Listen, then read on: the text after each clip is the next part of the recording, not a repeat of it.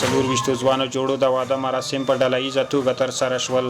د توحید خیریه بنسټ له لوري د دغه ځوانانو ودونه په کابل ښار کې د دشت برچی په سیمه کې د ودونو په یو تالار کې ترسره شول.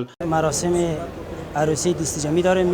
دومین دور مراسم عروسی دستجمعی توسط کانون علمی فرهنگی توحید است که ما برگزار نمودیم.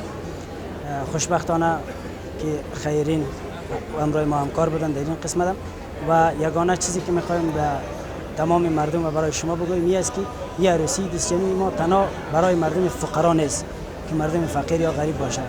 یعنی ما میخوایم که این مراسم عروسی را به سبک اسلامی یک رواج در بین جامعه بندازیم.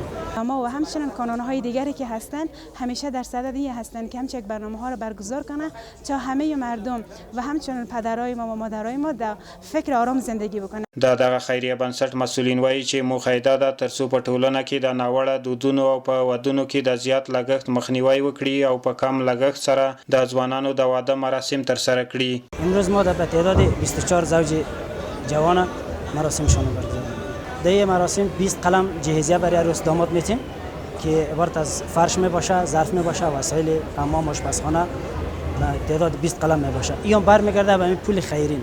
اگر خیرین با ما بیشتر همکاری کنه ما میتونیم بیشتر برای از اینا مصرف جهیزیه تهیه کنیم. اینها از خانواده های هستند که فقیر هستند و در حدود شاید نزدیک به 3 سال 4 سال نامزد ماندن و توان مصارف ازدواجشان را نداشتند که بپردازند.